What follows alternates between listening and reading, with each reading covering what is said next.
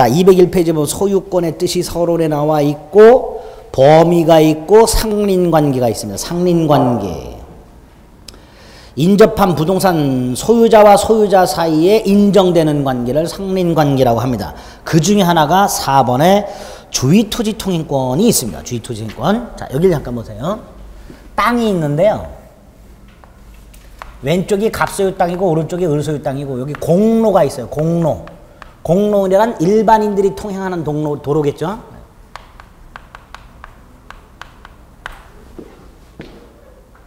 근데 갑소유 땅에서 공로로 갈 수 있는 길이 없어. 왜? 여기가 다 산이야. 이런 갑소유 땅을 뭐라고 부를까요? 학계론에서 뭐라고 하죠? 이런 땅을? 맹지, 그러죠? 사방에 둘러싸인 땅. 즉 공로로 출입할 수 있는 통로가 없는 토지. 이게 맹지예요. 이럴 때 갑은 주위 토지를 통행하지 않으면 공로 출입이 불가능하죠. 이런 땅이 있을 수 있죠. 많아요. 또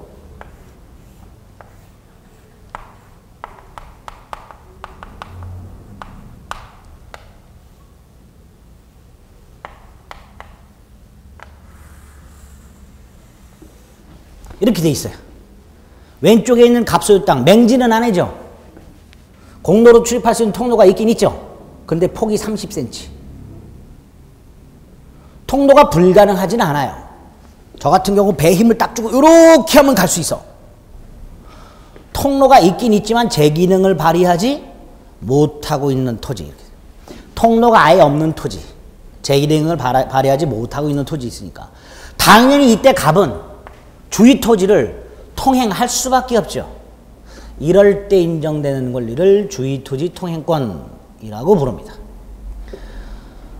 공로로 출입할 수 없거나 출입에 과다한 비용을 요할 때 주위 토지를 통행할 수 있는 권리, 이게 주위 토지 통행권입니다. 조심하실 것은 갑이 을에게 나 통행하자라고 통행을 청구해서 을의 허락을 받아서 통행하는 권리가 아니라 일방적으로 통행하는 권리입니다. 주위 토지 소유자인 을의 동의나 승낙이 필요 있다 없다? 없다. 그러면 갑의 입장에서는 더없이 좋은 권리지만 주위 토지 소유자인 을의 입장에서는 황당하기 짝이 없죠. 여러분들이 을이라고 생각해 보세요. 어느 날 갑자기 갑이 나의 허락도 없이 내 땅 앞을 뻘뻘거리고 왔다 갔다 하고 심지어는 자동차도 통행해. 뚜껑 열리죠? 열려도 어쩔 수 없어. 왜? 그때 통행하는 갑의 맞박에 민법 제219조라고 딱 써 있어. 그럼 꼼짝 못해요. 을은. 통행을 인정해야 돼요. 이게 주위토지 통행권이에요. 자, 개념. 공로로 출입할 수 없는 토지나 공로로 출입할 때 있긴 있지만 제 기능을 발휘하지 못함으로써 여기를 통행하기 위해서는 과다한 비용을 요하는 이런 땅이 있을 때 주위토지 소유자의 동의나 승낙 없이 일방적으로 그 주위토지를 통행하는 권리를 주위토지 통행권이라고 합니다. 당연히 주위토지 소유자인 을에게 손해가 막심하겠죠. 따라서 손해를 보상하고 통행하도록 하고 있습니다. 이걸 유상통행권 이렇게 부릅니다. 원칙이 유상입니다. 원칙이 무슨 통행권? 유상통행권. 밑에 보면 219조 유상통행권이라고 해서 현재의 토지용법에 적합한 통로가 없을 때 또는 기존 통로가 없어도 부적합할 때 이럴 때 인정되는 게 주위토지 통행권이에요. 그런데 이런 경우도 있을 수 있어요. 갑이 넉넉한 통로가 있어요. 이 공로예요. 이쪽으로 넉넉한 통로가 있어요. 폭이 한 3m 되는 통로가 있어요. 근데 이 통로로 여기까지 가면 1시간이 걸려. 여길 휙 지나가면 1분이면 가. 갑, 을소유 땅을 통행하고 싶겠죠? 통행권 인정될까요? 안 될까요? 주위토지 통행권. 안 되죠. 왜? 주위토지 통행권이란 이거 아니면 이거여야 돼요. 이거는 1시간 걸리는 걸 1분에 가니까 편리하죠. 편리하다는 이유만으로 통행권을 인정해 주지는 않습니다. 통행 불가 또는 통행에 과다한 비용을 요하는 경우와 같은 딱 두 가지 경우에만. 왜? 을이라는 주위토지 소유자에게 미치는 불이익이 굉장히 크단 말이에요. 그렇죠? 그러니까 이거는 아주 제한적으로만 인정되는 권리입니다. 그래서 이거 아니면 이거는 안 돼요. 단순히 편리하다는 이유만으로 인정해 주지 않습니다. 나아가 주의투지 소유자의 손해를 보상하고 통행하는 유상통행권입니다. 배상이 아니라 보상입니다. 배상과 보상의 차이점은 정당하게 타인 권리를 침해하게 되면 보상이고요. 불법적으로 침해하게 되면 배상입니다. 그래서 사람을 자동차로 쳤다 배상입니다. 그런데 공사를 해가지고 먼지가 많이 났다 보상입니다. 이렇게 되는 거예요. 그래서 정당한 침해는 보상, 불법적 침해는 배상 이렇게 되는데 이건 지금 정당한 침해죠? 갑의 입장에서는 법에서 통행하라고 되어 있어요. 정당하게 통행합니다. 다만 정당하게 통행을 함으로써 을에게 손해가 생기니까 그 손해를 배상이 아니라 보상하라 이렇게 됩니다. 유상통행권. 여기 219조예요. 반면에 219조는 유상통행권이고요. 220조는 예외적 무상통행권이에요. 보상 안 해도 통행할 수 있는 경우가 있어요. 두 가지가 있습니다. 여기를 보세요. 이 갑소유 땅이에요. 여기가 공로예요. 갑소유 1필지 토지인데 갑이 이걸 분필을 해요. 땅을 쪼개 이렇게. 그래서 이 땅을 을에게 팔아요. 그런데 여기가 이렇게 맹지예요. 갑이 쪼개서 팔지 않았을 때는 공로가 출입이 가능했죠. 예? 이 상태에서는 공로 출입할 수 있었잖아요. 근데 한 필지 땅을 쪼개서 일부를 양도하다 보니까 맹지가 생겼어요. 그렇죠? 이럴 때 갑은 이 주의 토지를 통행할 수 있는가? 있다. 있으면서 무상이다. 일필 토지를 일부 양도함으로써 공로로 출입할 수 없는 토지가 생겼을 때 그 당사자 사이에서는 무슨 통행권이 인정된다? 무상. 또 하나가 갑과 을이 일부 양도고요. 또 하나가 갑과 을이 공유하고 있는 땅이 있어. 공유. 이 공유하던 땅을 나중에 나누는 걸 공유물 분할이라고 불러요. 갑과 을이 공유하던 땅을 분할을 했어. 물론 이쪽에 공로가 있어요. 역시 땅이 이렇게 산으로 둘러싸여 있어요. 그럼 이것도 분할하기 전에는 한 필지 땅이어서 공로가 출입이 가능했는데 분할하다 보니까 공로 출입할 수 없는 땅이 생겼죠. 이럴 때도 분할 당사자 사이에서는 뭐가 인정된다? 무상통행권. 원칙적으로 주의토지 통행권은 유상통행권인데 예외적으로 토지 일부 양도하거나 공유토지를 분할함으로써 공로로 출입할 수 없는 토지가 생겼을 때는 예외적으로 무슨 통행권? 무상통행권. 이게 인정된다. 그래서 202페이지 220조 무상통행권 분할이나 토지 일부를 양도로 인해서 공로에 통하지 못하는 경우 무상으로 통행할 수 있다. 보상 의무가 없다. 이렇게 돼 있죠? 네, 보상 의무가 없다. 그 위에 동그라미 5번 기억에 오타가 좀 있습니다. 손해배상하고 통행한다라고 돼 있죠? 배상이 아니라 뭐라고요? 보상. 네, 보상하고 통행한다. 자, 상린관계에 관련된 내용들이 좀 많긴 많은데 그 중에서 우리가 오늘 기억해 주실 개념은 주의토지통행권 개념 하나 기억해 주시면 됩니다. 나머지 것들은 나중에 기본서에 나오는 조문 몇 가지 간단히 체크하시면 충분합니다. 됐죠? 자, 두 번째가 소유권 취득이고요. 그 소유권 취득의 원인은 매매와 같은 법률 행위와 법률 규정이 있다 그랬고 그 법률 규정에는 이런 것들인데 그 중에서도 뭐가 핵심이다? 취득시효. 그래서 203페이지에 보면 소유권 취득 원인의 네모 1번 취득시효 이렇게 나와 있습니다. 자, 취득시효라는 건 부동산 또는 동산을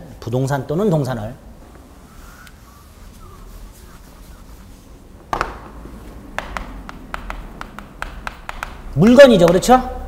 물건. 부동산 또는 동산을 점유를 하고요. 일정 기간이 지나면 물건을 점유한 상태에서 일정 기간이 경과하게 되면 이 물건을 점유한 자에게 소유권 같은 본권이 있냐 없냐를 묻지 않고 소유권을 취득할 수 있는 제도를 취득 시효라고 합니다. 시효라는 것은 시간 경과의 효력이에요. 이럴 때 시간이 경과하면 뭐를 취득한다? 소유권을 취득한다 해서 취득 시효 이렇게 부릅니다. 물건을 점유하고 그 상태에서 일정 기간이 경과하게 되면 그 물건에 대한 소유권과 같은 본권 유무를 묻지 않고 소유권을 취득시켜주는 제도를 부동산 소유권 취득 시효 또는 시효 취득이라고 부르게 됩니다. 의의예요. 의의는 간단하죠?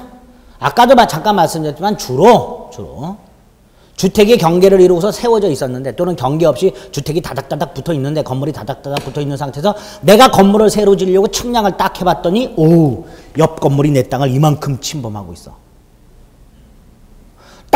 이 옆 건물 소유자는 모르고 있을 수 있죠. 알고 있는 경우도 있을 거고. 그러나 어쨌든 그 옆 건물 소유자가 내 땅을 이만큼을 점유하고 있었는데 20년이 이미 지나버렸어. 그럼 그 옆 건물 소유자에게 그 땅 소유권이 인정될 수 있게 되는 이런 경우가 있게 됩니다. 이럴 때 많이 분쟁이 생겨요. 이런 걸 취득시효라고 합니다. 두 번째로 유형. 가장 기본이 되는 게 점유취득시효입니다.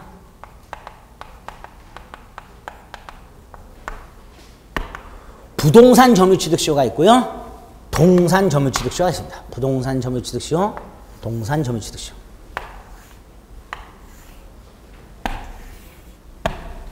부동산은요, 등기부 취득시효라는 게 하나 더 있어요.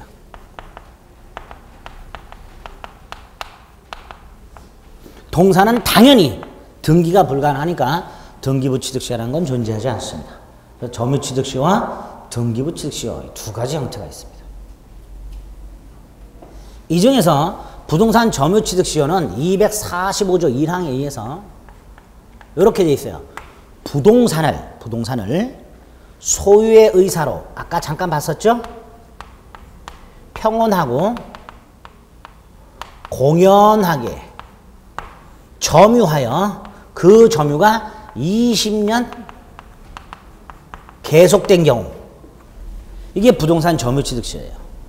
토지 또는 건물을 점유하고 20년이 지나야 되는데 그 점유가 소유의 의사로 평온하고 공연하게 계속된 점유여야 돼. 어쨌든 이런 요건을 갖추게 되면 바로 소유권을 취득하는 게 아니라 등기해야 소유권을 취득한다라고 되어 있습니다.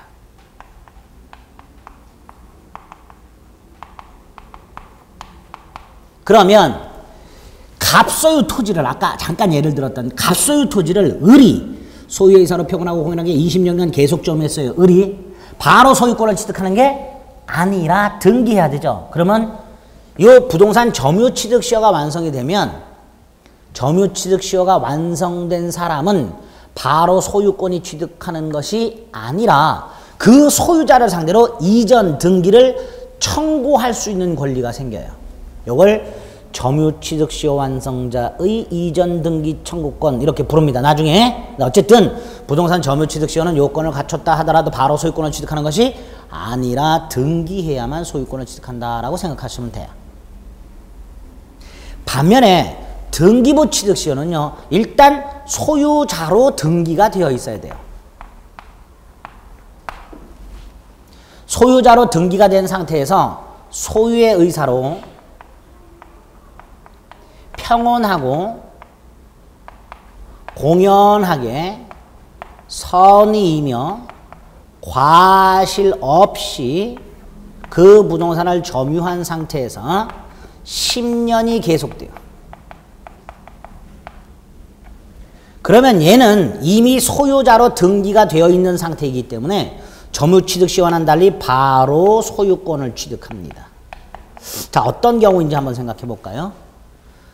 을이 갑으로부터 부동산을 매수해서 을 이름으로 등기를 했습니다. 을이 소유권 취득했죠? 그런데 갑이 계약 당시에 만취해 있었어요. 그럼 갑을 매매는 유효예요? 무효예요? 무효라 그랬죠. 그럼 을 등기도 무효죠. 근데 을은 갑과 계약을 할 때 을이 만취됐다는 걸 전혀 몰랐어요. 그리고 어쨌든 을은 소유자로 등기가 되어 있어요. 그렇죠? 소유의사로 평온하고 공연하게 부동산 점유를 넘겨받았어요. 갑이 만취했다는 걸 전혀 모르고 있어요. 10년이 지났어요. 그럼 우리 어떻게 된다? 소유권을 취득한다. 이렇게. 우리 등기엔 공신력이 인정 안 된다 그랬죠. 그런데 그 등기의 공신력이 인정 안 되고 있는 결함을 이 등기부 취득자가 약간 보완하고 있습니다. 내가 소유자로 등기가 됐는데 무효예요, 이게. 그럼 나는 소유자가 아니야. 근데 난 몰라. 모르고 이렇게 지나. 그럼 어떻게 할 수 있다? 등기부 취득자가 인정될 수 있다. 이렇게 부동산은 점유취득시효와 등기부취득시효 두 가지가 있게 됩니다. 자, 이 중에서 등기부취득시효는 잘 보세요. 소유자로 등기가 돼 있고요. 이렇게 하게 해서 바로 뭐를 취득해? 소유권을 취득해. 그런데 이거는 취득시효가 완성됐다 하더라도 소유권을 취득할 수가 없고 등기해야 되죠. 그러니까 요 경우에 어떤 분쟁이 주로 생길 수 있는가? 사례. 미리 좀 머리에 쐐기를 박아두실 필요가 있어요. 갑소유 땅에 을이 점유취득시효가 완성됐어요.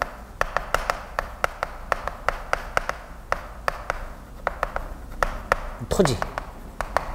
갑소유 땅에 을이 점유취득시효가 완성됐다는 게 무슨 뜻이에요? 갑소유 토지를 을이 소유의사로 평온하고 공연하게 20년간 점유를 했다는 거예요. 물론 이렇게 했다 하더라도 을은 이전 등기 청구권이 생긴다는 걸 몰라요. 왜 몰라? 민법을 공부 안 했으니까. 실제로 무지하게 많아요, 이거. 여러분들도 오늘 처음 들으신 분들이 태반이죠? 몰라요, 몰라. 근데 어쨌든 이 상태에서 얘가 점유취득시효라는 걸 알았다. 그럼 이전 등기 청구권이 있는 거예요. 뭐가 생긴다고요? 당연히 갑한테 이걸 행사하겠죠. 그렇죠? 그런데 아까도 말씀드린 갑이 아이고 내 땅을 20년간 점유하시느라고 고생하셨습니다. 얼른 등기 가져가세요. 라고 하는 놈은 없어요. 뭔 개소리냐. 개수적 하지 마라. 둘이 분쟁이 붙어요. 이럴 때 갑 에이 머리 아파. 팔아먹어.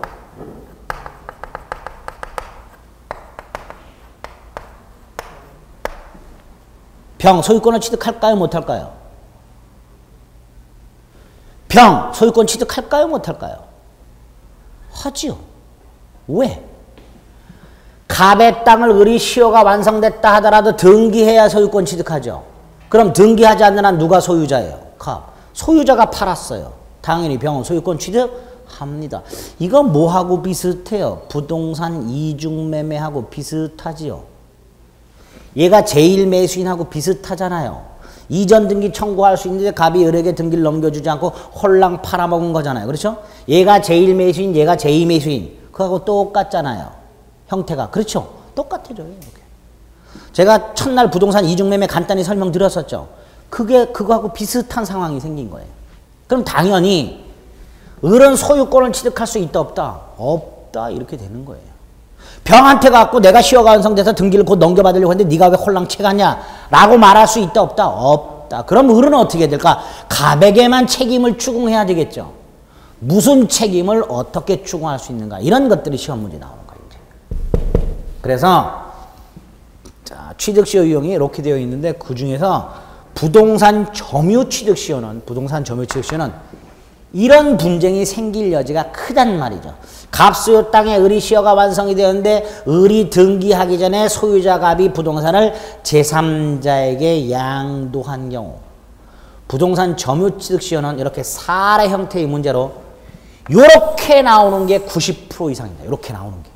이럴 때 갑을 병 간의 법률관계 을은 갑에게 또는 을은 병에게 뭘 할 수 있는가 없는가 이런 것들이 집중해서 나오게 됩니다. 아시겠죠? 그래서 요게 문제가 될 수 있다는 걸 머릿속에 오늘 두 가지 유형인데 그 중에서 부동산 점유취득시효는 을이 바로 소유권을 취득하는 게 아니라 뭘 취득하기 때문에 이전 등기 청구권을 취득하기 때문에 그걸 행사하여 등기를 넘겨받아야 되는데 넘겨받기 전에 제3자에게 매각을 해버린 경우 요 경우가 분쟁이 굉장히 많게 됩니다. 여러분들이 이제 6월 달쯤 되면 이런 경우 갑을병 간의 법률관계가 어떻게 해결되는지를 아시게 됩니다. 오늘은 이런 분쟁이 생길 여지가 있다. 대부분의 판례나 대부분의 문제도 여기에 집중이 되어 있습니다. 동산 취득시효는요. 점유 취득시효만 있는데 5년짜리 단기 취득시효가 있고 10년짜리 장기 취득시효가 있습니다. 10년짜리는요, 동산을 소유의 의사로 평온하고 공연하게 10년 점유. 동산을 소유의 의사로 평온하고 공연하게 10년 점유하는 거고요. 5년은요, 동산을 소유의 의사로 평온하고 공연하게 선의이며 과실 없이 점유. 동산이죠? 네? 제 거 아니에요. 제가 소유의 의사로, 제가 이거 폭력 썼어요 지금? 안 썼어요.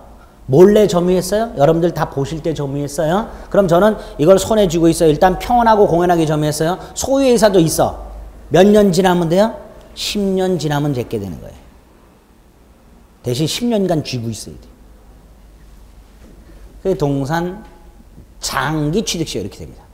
단기는 5년으로 줄여주는 대신 뭐까지 요구해요? 선의, 무과실. 무슨 뜻일까요? 이거 제 거 아니죠? 저는 제 게 아니라는 걸 알아. 악의예요. 근데 모르고 내 거라고 생각하고 점유하는 경우도 있어요. 우리 식당 같은 데서 신발 잘못 바꾸신 경험 있으시죠? 없나? 내 신발하고 똑같아서 내 건 줄 알고 신는 경우가 있어요. 이런 게 뭐예요? 선의 점유. 네? 이렇게 선의 무과실 점유인 경우는 몇 년이다? 5년이다. 이렇게 돼요. 그런데 이거는 공시 방법을 갖췄죠? 그렇죠? 그러니까 이것도 요건 갖추면 바로 소유권을 취득하게 됩니다. 부동산은 등기까지 해야만 소유권을 취득하는 거지만 이거는 점유, 동산은 점유가 공시 방법이었잖아요. 그러니까 이미 점유하고 있기 때문에 요건을 갖추면 바로 소유권을 취득합니다. 그럼 정리하면 부동산 등기부 취득시효나 동산 취득시효는 요건만 갖추면 바로 소유권을 취득해요. 근데 이거는 요건 갖췄다 해서 바로 소유권을 취득하는 게 아니라 이전 등기 청구권이 생길 뿐이기 때문에 분쟁이 가장 많이 생기는 게 뭐다? 요거다. 부동산 점유 취득시효. 그래서 시험 문제가 대부분 요 부동산 점유 취득시효에 집중해서 나오게 됩니다. 자, 취득시효의 뜻하고 유형이 두 가지가 있고 기본적으로 어떤 요건이 필요한가? 틀을 딱 잡았습니다. 203페이지 우리 교재에 보면 취득시효, 부동산 점유 취득시효가 있고 등기부 취득시효가 있습니다. 그 두 가지 조문을 눈으로 딱 읽어주시면 되겠습니다. 됐죠? 자, 한 장 넘기면 기타 소유권 취득 원인이라고 해서 부합, 무주물 선점, 가공, 매장물 발견 이런 게 있는데 그 중에 부합은 여기 보세요. 아까 첨부라는 제도가 있었어요. 그죠? 그 첨부 중에 부합, 혼합, 가공이 있습니다. 나중에 기본서 나오면 볼 거예요. 이 세 가지만 간단히 개념 잡으시면 돼요. 무주물 선점, 유실물 습득, 매장물 발견. 우리 교재는 지금 뭐 4개만 딱 나와 있는데 먼저 무주물 선점을 봅니다. 무주물 선점. 무주물이 뭘까요? 주인이 없는 물건. 두 가지가 있겠죠. 무주의 부동산과 무주의 동산. 무주의 부동산은 국유입니다. 민법적으로. 무주의 부동산은 누구 거라고요? 국유. 결국 무주물 선점에서 말하는 무주물은 뭐만을 말한다? 동산만을 말한다. 주인 없는 동산. 주인 없는 동산을 선점한 사람은 뭘 취득한다? 소유권을 취득한다. 이렇게 됩니다. 그게 무주물 선점이에요. 유실물 습득은 없는데 지금 유실물이란 잃어버린 물건이죠. 주인이 있을 수 있죠. 그러니까 유실물 습득은 습득하고 나서 공고를 해요. 주인 나타나라. 개주인 찾아가시오. 뭐 이렇게. 6개월이 지나도 소유자가 나타나지 아니하면 습득자가 소유권을 취득합니다. 공고. 6월. 위에 있는 무주물 선점은 공고할 필요가 있어요, 없어요? 무주물 선점은 없어요. 왜? 주인이 없어요, 무주물은. 그래서 이름이 무주물이에요. 주인을 찾을 필요가 있어요, 없어요? 없기 때문에 공고가 필요 없습니다. 반면에 유실물은 주인이 있을 수 있기 때문에 주인 찾는 일 공고를 해야 되고 6개월을 기다려야 돼요. 반면에 매장물, 이게 무주물일까요, 아닐까요? 땅을 파다 보니까 물건이 하나 나왔어. 무주물일까요? 아닐까요? 아니에요. 아니니까 매장물이라고 부르는 거예요. 무주물이 아니에요. 주인이 있을 수도 있는 거예요. 그러다 보니까 이것도 뭐 해요? 공고. 얼마가 지나야 돼? 1년이에요. 매장물은 공고 후 1년이 지나면 발견자가 소유권을 취득하게 됩니다. 이렇게 무주물 선점, 유실물 습득, 매장물 발견과 같은 세 가지 법률 규정에 의한 소유권 취득이 존재합니다. 됐죠? 자, 이렇게 법률 규정에 의한 소유권 취득이 이런 형태들이 있는데 그 중에서 취득시효하고요 세 가지 형태를 간단히 개념을 잡았습니다. 우리 교재에 부합하고 가공도 나와 있는데 이건 나중에 첨부라는 제도, 혼화까지 같이 합쳐서 살펴볼 거니까 지금은 눈도장 이런 게 있네 하고 넘어가시면 돼요. 됐죠? 자, 오른쪽 소유권의 효력과에서 소유권의 터잡은 물권적 청구권. 반가운 게 나왔어요. 우리 물권법 총론에서 했습니다. 물권적 청구권은 두 세트가 있다. 점유권의 터잡은 물권적 청구권 한 세트, 소유권의 터잡은 물권적 청구권 한 세트. 점유권의 터잡은 물권적 청구권은 지난 시간에 봤어요. 점유보호 청구권, 반환, 방해, 제거, 방해방. 당연히 소유권에도 그게 있겠죠. 소유권의 터잡은 반환, 방해, 제거, 방해, 예방 청구권. 이게 요건이 달라요. 자, 그러면 제가 만약에 소유 앤드 점유하고 있는 물건을 누가 뺏어갔어요. 그럼 저는 소유권의 터잡아 반환을 청구할 수도 있고 점유권의 터잡아 반환을 청구할 수도 있겠죠. 전혀 별개의 권리예요. 소유권의 터잡은 물권적 청구권과 점유권의 터잡은 물권적 청구권은 전혀 별개의 권리고 요건도 상이합니다. 그래서 두 가지가 병존하는 경우가 있을 수 있게 됩니다. 어쨌든 소유권의 터잡은 물권적 청구권은 세 가지 형태가 있는데 이 세 가지 형태를 규정을 하고 소유권을 제외한 다른 물권에 갖다 쓴다 그랬죠. 그걸 지난 시간에 뭐라 그랬죠? 준용한다 그랬습니다. 그게 2번에 있습니다. 준용 규정. 여기서 조심하실 게 있었어요. 첫째, 유치권과 질권에는 준용 규정이 없다. 단 질권은 해석을 통해서 인정된다. 유치권은 끝끝내 물권적 청구권을 인정해주지 않는다. 두 번째, 지역권과 저당권은 214조만 준용하기 때문에 지역권이나 저당권자에게는 물권적 반환 청구권은 인정이 안 되고 방해 제거 청구하고 방해 예방 청구권만 인정된다. 지난 시간에 했던 거죠. 네, 그렇게 규정 체계에 세 가지 반환, 방해 제거, 방해 예방 청구권이 있고 두 번째 박스가 소유권에 터잡은 거예요. 밑에 준용 규정이 있게 됩니다. 말씀드렸던 거예요. 청구권자가 누구였었죠? 제가 지난 시간에 현재의 물권자를 했어요. 그래서 지난 시간에 땅을 팔아먹은 사람은 더 이상 그 땅 위에 있는 무단 건물에 대해서 철거를 청구할 수 없다 그랬었고 미등기 건물을 양수한 사람은 건물에 대한 이전 등기하기 전까지는 아직 소유자가 아니니까 건물 무단 점거자에 대해서 소유권에 터잡아 명도를 청구할 수가 없다 그랬었죠. 이 현재 물권자가 행사하게 됩니다. 이제 그런 내용들이 나중에 기본서에서 쭉쭉 나오게 됩니다. 다만 지금 체크한 거 규정체계, 준용규정, 청구권자, 현재의 소유자, 그 다음에 미등기 매수인, 소유권이 없으므로 소유권에 터잡은 물권적 청구권을 직접 행사할 수 없다. 이런 거 정도만큼은 다시 한번 기억을 환기해 두시면 되겠습니다. 아시겠죠? 네, 그 정도입니다. 자, 한 장 넘겨봅니다. 이제 공동소유라고 되어 있어요. 공유가 있고 합유가 있고 총유가 있죠? 자, 세 가지 비교만 일단 하실 수 있으면 됩니다.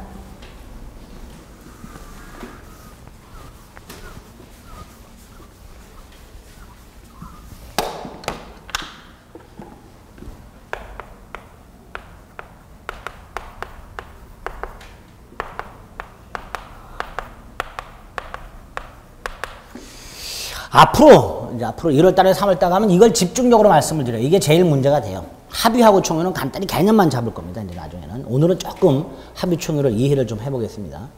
합의 총유를 이해하고 두 번째, 공동 소유 중에 합의도 아니고 총유도 아닌 건 다 뭐다? 다 공유다. 이렇게 생각하시면 돼요. 합의도 아니고 총유도 아닌 건 다 공유다. 이렇게 생각하시면 되는데 먼저 총유는요. 비법인 사단 구성원 공동소유를 말합니다. 개념은 비법인 사단 구성원의 공동소유. 이때 비법인 사단이란 권리 능력이 없는 사단, 권리 능력이 없는 사단을 말하는데 권리 능력이 없다라는 건 권리를 가질 수가 없다라는 뜻이에요. 권리 능력이 없다는 건 뭘 가질 수 없다라는 뜻이라고요? 권리를 가질 수 없다라는 뜻이에요. 대한민국에서 권리를 가질 수 있는 사람, 권리 능력자, 권리 능력자란 다른 의미가 아니라 권리를 가질 수 있는 사람을 말하는데 이 권리 능력자를 인이라고 불러요. 인, 사람인. 이 인이 둘이 있어요. 자연인하고 법인하고. 이때 자연인은 태어나서 출생신고함으로써 주민등록번호를 부여받죠. 법인은 등기소에 법인 등기함으로써 법인 등록번호라는 걸 받아요. 주민등록번호, 법인등록번호 둘 다 13자리. 앞자리 6개, 뒷자리 7개로 이루어져 있습니다. 그럼 결국 이 법인도 마치 뭐하고 똑같이 취급한다? 사람하고 똑같이. 근데 대한민국에서 법인이 되려면 반드시 설립등기를 해야 돼요. 뭘 해야 된다? 설립등기. 반드시 등기소 가서 설립등기를 해야 돼요. 반드시. 반드시 예외 없이. 이 법인이 둘이 있어요. 사단법인하고요. 재단법인하고. 재단법인은 재산에다가 법인격을 부여한 거예요. 장학재단처럼. 재산에다가 법인격을 부여한 거고. 사단법인은 사람이 모여있는 단체에다가 법인격을 부여한 게 사단법인이에요. 사단법인의 대표가 주식회사입니다. 주식회사는 주주가 모여있죠. 이 주주가 모여있는데 거기다 법인격을 부여했어요. 전형적인 사단법인입니다. 영리사단법인. 어쨌든 법인이 되기 위해서는 반드시 뭐 해야 된다? 설립등기. 그런데 그 중에 사단법인은 사람이 모여있는 단체에다가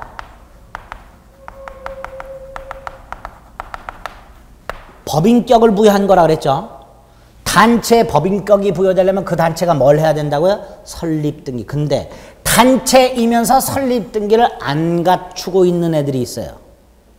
그런 애들을 비법인 사단이라고 불러요. 단체이면서 뭘 안 했다? 단체이지만 뭘 안 했다? 그럼 단체는 또 뭘까요? 단체. 단체라는 게 개념 요소가 뭐예요? 3가지예요. 단체라는 게.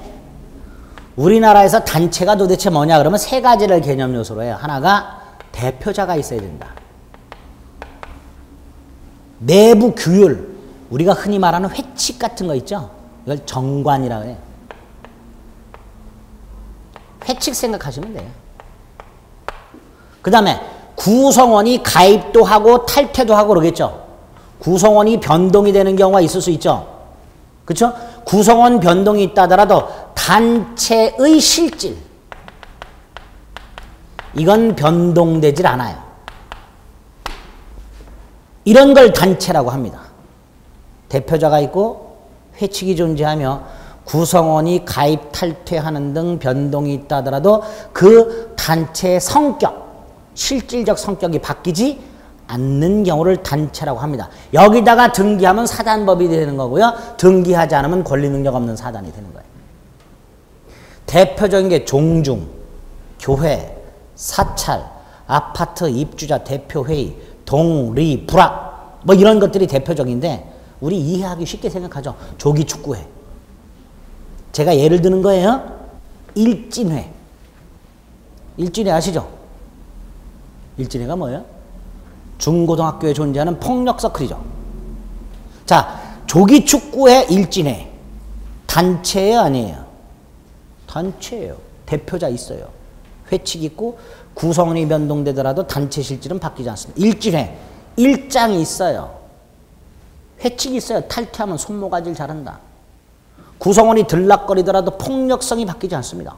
조기축구회 회장님 계세요. 회칙이 있어. 매주 일요일날 새벽 6시부터 10시까지는 무조건 공 찬다.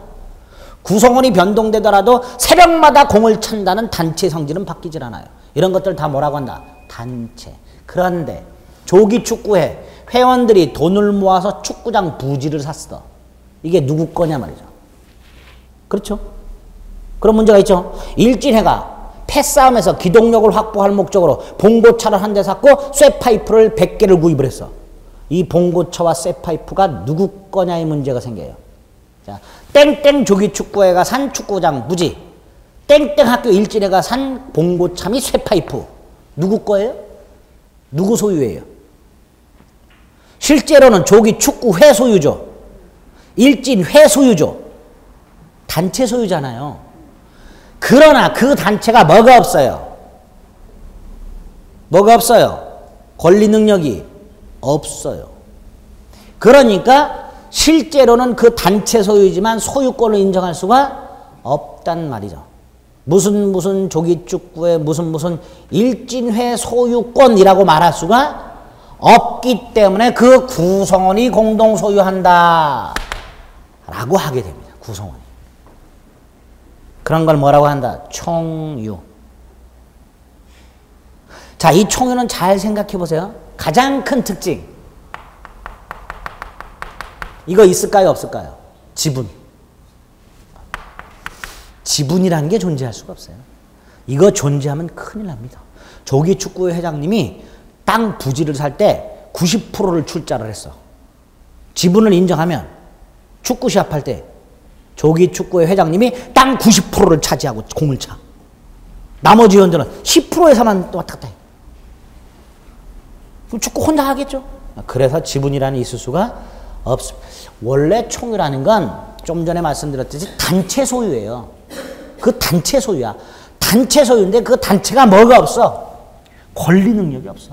그래서 법적으로 그 단체의 소유권을 인정할 수가 없다 보니까 구성원 공동소유라는 개념을 만들었을 뿐입니다. 따라서 뭐가 존재하지 않아요? 지분이라는 게 존재하지 않아요. 또 총유물 분할이라는 것도 있을 수가 없습니다. 지분이 없기 때문에 분할이라는 것도 있을 수가 없게 됩니다. 이런 걸 총유라고 합니다. 개념 잡았죠? 네, 됐습니다. 합유. 조합체. 조합원 공동소유. 합유란 조합체의 조합원 공동소유를 말합니다. 이때 조합. 민법상 조합. 무슨 노동조합, 농업협동조합, 신협, 협동조합 이런 거 생각하시면 안 됩니다. 우리가 흔히 알고 있는 노동조합이라든가 무슨 뭐 생활협동조합 이런 거 있죠? 이런 것들은 사단법인입니다. 이런 것들은 사단법이네요. 무슨 조합이라고 되어 있지만 뭐라고요? 사단법인이에요. 여기서 말하는 이 조합은 단체를 말하는 게 아니라 민법상 조합은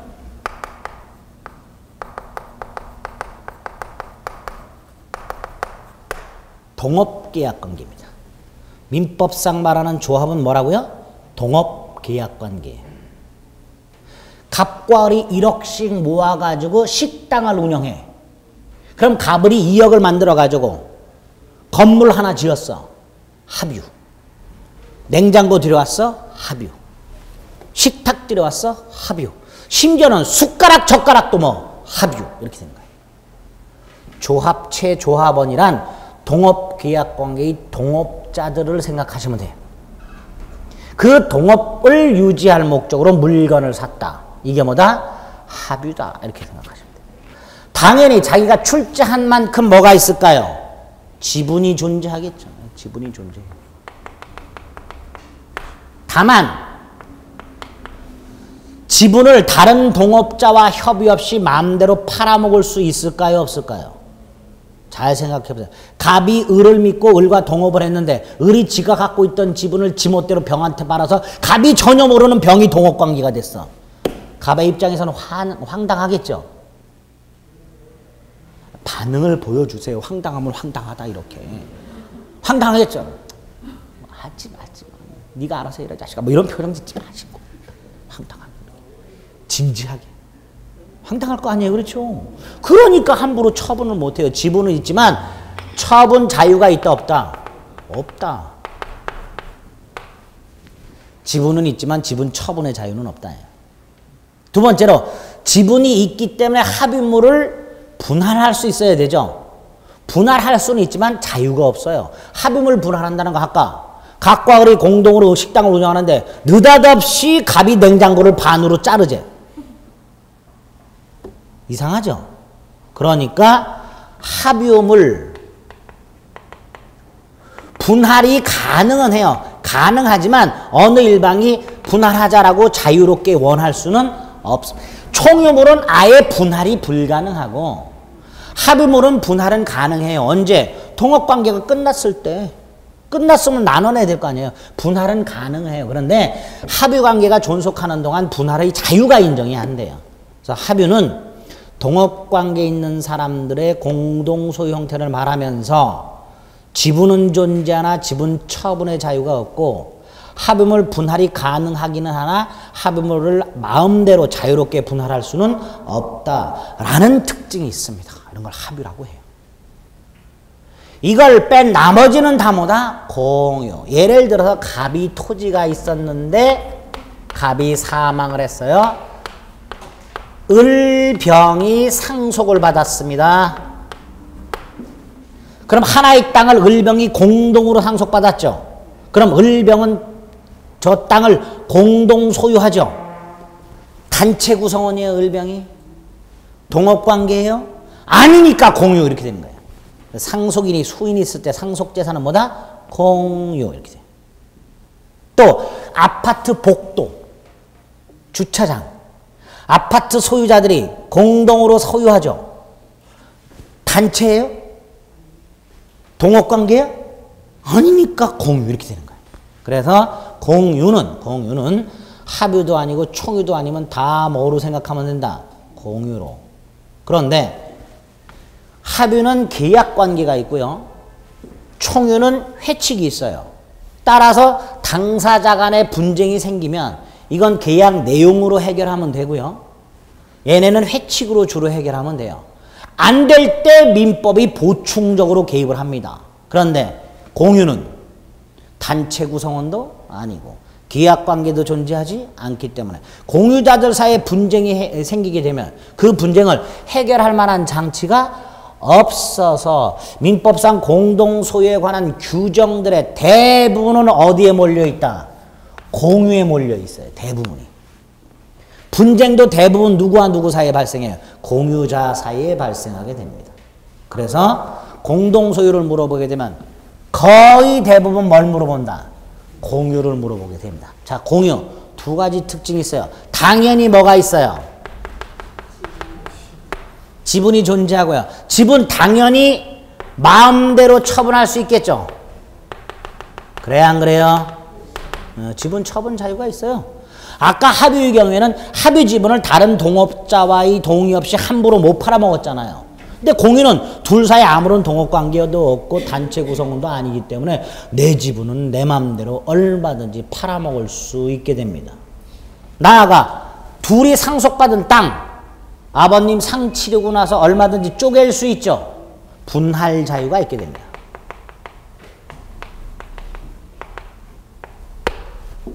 이게 공유의 특징이에요. 지분 처분의 자유가 있고 공유물 분할의 자유가 있다.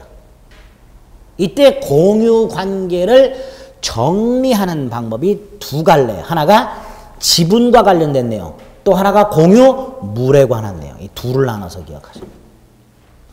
지분하고 공유물 자체를 헷갈리시면 안 됩니다. 좀 전에 지분 처분의 자유가 있다 그랬죠.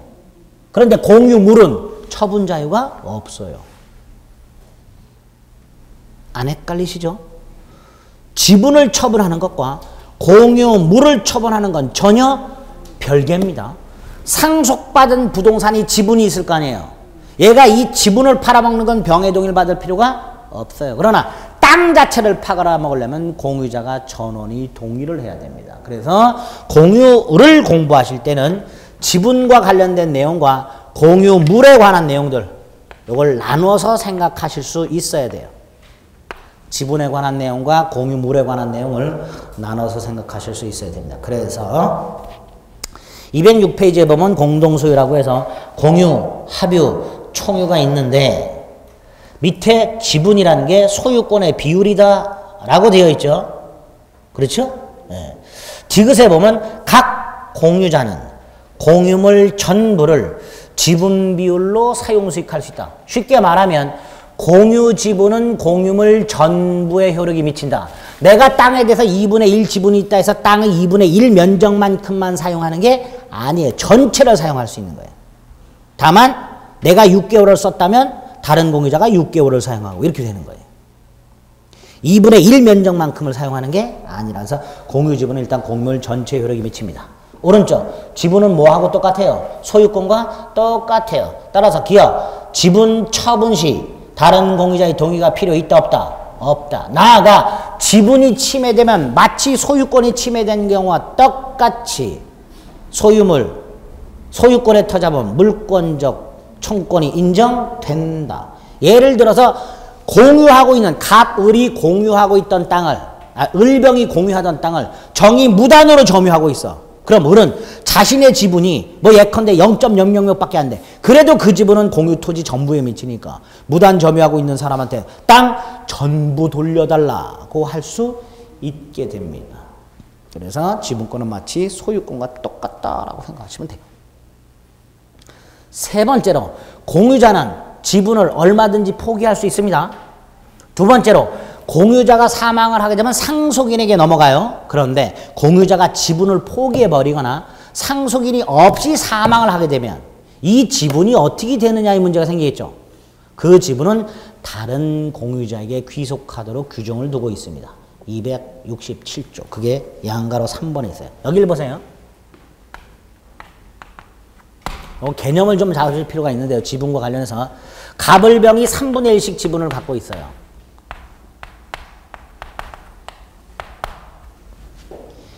갑이 지분을 포기하거나 또는 사망을 했는데 상속인이 없어요. 그럼 이 갑의 지분은 다른 공유자에게 귀속이 된다 그랬죠? 어떤 비율로 귀속되느냐? 다른 공유자의 지분 비율 3분의 1대 3분의 1, 즉 1대 1의 비율로 귀속이 돼요. 그러면 갑이 갖고 있는 지분을 딱 쪼개서 반반씩 귀속을 시킵니다. 그러면 갑 을병의 지분이 얼마가 돼요? 2분의 1씩으로 바뀌겠죠?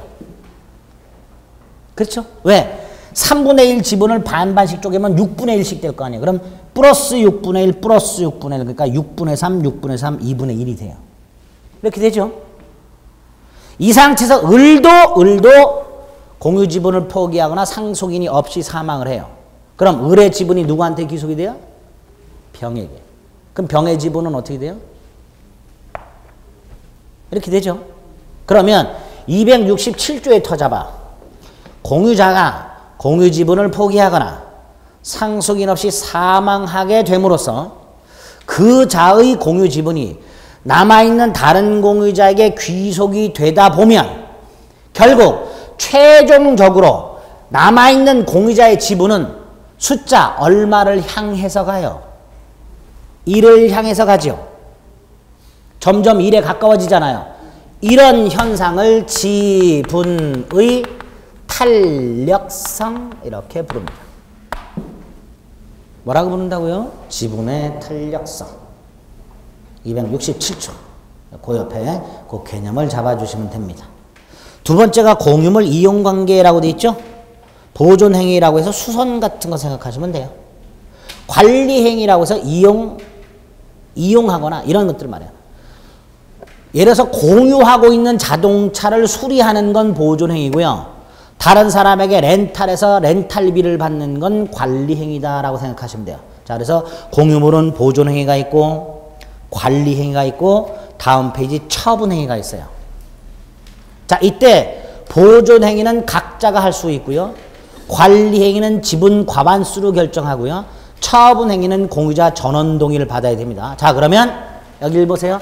갑을병이 공동으로 가지고 있는 땅이 있다. 건물이 있다. 갑을병이 공유하는 건물이 있다. 공유 건물. 엘리베이터가 고장나서 고친다. 보존행위. 각자가 할 수 있죠. 단 비용은 지분 비율로 부담하면 돼요. 고장난 걸 발견한 공유자는 다른 공유자의 동의 없이도 일단 고칠 수 있는 거예요. 이걸 보존행위라고 합니다. 그래서 보존행위는 각 공유자가 단독으로 할 수 있어요. 물론 비용은 지분 비율로 부담하면 됩니다. 두 번째, 이 건물을 임대해. 이게 관리행위입니다. 임대는 지분 과반수로 결정합니다. 예를 들어서 갑이 3분의 1, 을이 3분의 1, 병이 3분의 1이 있어. 이 건물을 임대하고자 해. 전원이 동의할 필요 없이 두 사람만 동의하면 임대가 가능해져요. 반면에 팔아먹는 처분행위는 어때요? 전원 동의가 필요합니다. 그래서 공유물 보존, 관리, 처분 이렇게 나눠서 보존은 각자가 할 수 있다. 관리는 지분 과반수로 정한다. 처분은 전원 동의가 필요하다. 이렇게 기억하시면 돼요. 됐죠? 그러다가 더 이상 공유가 싫어. 그럼 물건 쪼개야 되죠. 그걸 뭐라고 한다? 공유물 분할. 이렇게 돼요. 우리 교재는 없어요. 여길 잠깐 보세요. 공유물 분할도 미리 개념을 좀 잡으실 필요가 있습니다. 갑을병이 공유하는 땅이 있어요. 한 필지 땅을 갑을병이 공유하고 있어요. 그런데 갑이 공유 관계가 지겨워졌어요. 쪼개고 싶어요. 갑이 야 공유물 분할하자. 분할 청구를 해요. 그런데 을병은 공유 관계가 좋아. 분할하고 싶은 생각이 전혀 없어. 갑이 을병에게 야 이 땅 분할하자 그랬더니 을병이 싫다 그래. 분할할 수 있을까요? 없을까요? 다시 한번요. 공유자가 셋이 있는데 그 중에 한 사람이 분할을 요구해요. 다른 사람들이 동의를 하지 않아요. 분할할 수 있을까요? 없을까요? 있어요. 분할 자유라 그랬어요. 분할 자유라는 건 분할을 원하는 사람이 있으면 그 사람의 의사대로 분할할 수 있다라는 거예요. 그러면 다른 공유자가 설령 분할을 원하지 않더라도 이 사람들은 거절할 수가 없습니다. 분할의 자유라는 건 이런 걸 의미하는 거예요. 다른 공유자의 동의나 승낙 없이도 뭐 할 수 있다? 분할할 수 있다예요. 불분할의 자유는 없어요. 분할의 자유만 있지. 그럼 이렇게 됩니다. 듣기만 하세요. 여기 보세요. 공유자 중 1인이 분할을 청구하게 되면 다른 공유자는 설령 분할을 원하지 않더라도 분할 협의에 응할 의무가 생긴다가 판례예요. 이때 분할 협의라는 건 분할할까 말까를 협의하는 게 아니라 어떻게 분할할까를 협의하는 겁니다. 공유자 중 한 사람이 분할하자! 그럼 일단 분할은 해야 돼요. 무조건. 그게 분할의 자유입니다. 그러면 공유자 중 1인이 분할을 청구하게 되면 다른 공유자들의 동의나 승낙 없이 분할의 효과가 생기겠죠. 따라서 이 분할 청구권은 상대방의 동의나 승낙이 필요 없는 일방적 권리. 이걸 우리가 무슨 권이라고 그랬었죠? 형성권. 기억나세요? 안 나요? 안 나지만 지금 다시 한번 쐐기를 박아. 상대방의 동의나 승낙 없이 행사할 수 있는 권리. 형성권. 그래서 공유물 분할 청구권은 형성권이다까지 들어두시면 됩니다. 됐죠? 자, 공동 소유에는 세 가지 형태가 있고 합유는 이런 거고 총유는 이런 거다. 이 두 가지는 개념과 특징만 기억하시면 돼요. 둘을 뺀 나머지는 다 뭐다? 공유다. 공유는 이런 게 있다. 지분과 공유물을 나눠서 생각하자. 지분은 공유물 전체 효력 미친다. 지분의 탄력성. 공유물 관련해서는 보존, 관리, 처분 행위를 어떻게 하는가? 마지막으로 분할을 어떻게 하는가? 아, 분할의 자유가 있으니까 분할 청구에 의한다. 분할 청구권은 다른 공유자들의 동의나 승낙이 필요 없다. 형성권이 있다까지. 예? 다 잊어버리시니까 너무 진지한 표정은 짓지 마세요. 나중에 또 반복할 거니까 요 정도 틀만. 일단 요번 순환은 개념만 구별하실 수 있어도 충분합니다. 아시겠죠? 여기까지가 소유권 내용입니다. 자, 소유권까지 봤고요. 잠시 쉬었다가 용익물권 몇 개 개념 좀 잡겠습니다.